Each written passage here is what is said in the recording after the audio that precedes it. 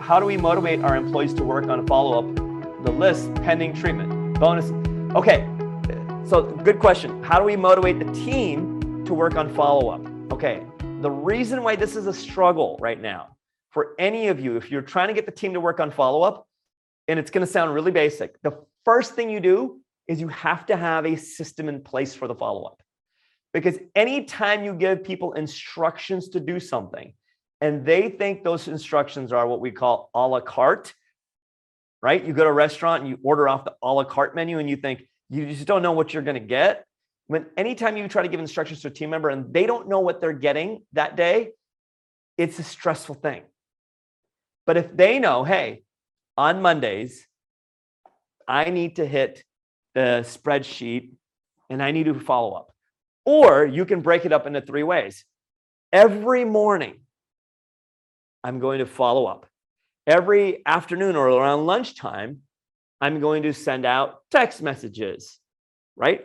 And then for closeout, I'm going to make sure that every treatment plan we had that day is on a spreadsheet so it can be later addressed, right? So you see, I'm breaking up the day into 3 chunks. And then as you start your day or your week or as you're going through your week, there's just these 3 parts to my day. There's just these 3 parts to my day. And you also know there's just these actions when it comes to front office.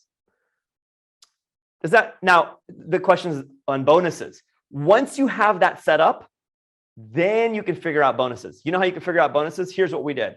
We had the whole spreadsheet set up.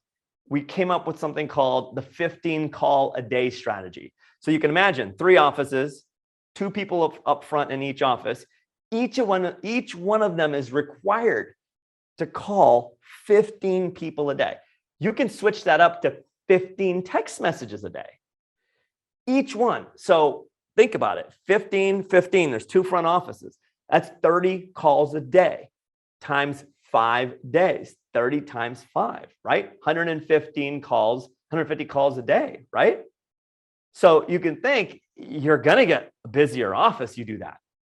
But then Dr. Lim's question was, how do we incentivize?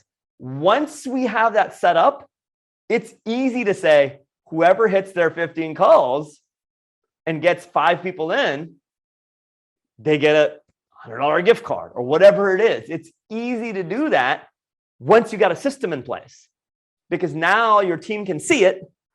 They have a goal. It's not a la carte. It's a menu. It's right there. They can see it and they have a goal. If you don't have that system, if you don't have something that's an impact area into a system, if you don't have an impact area that into a system, you're going to struggle.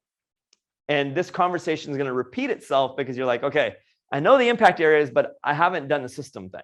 And all a system is a simple thing that's repeated. That's it. Something simple, repeated.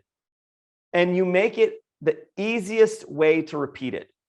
Whenever you take the friction out of repeating an action, it happens.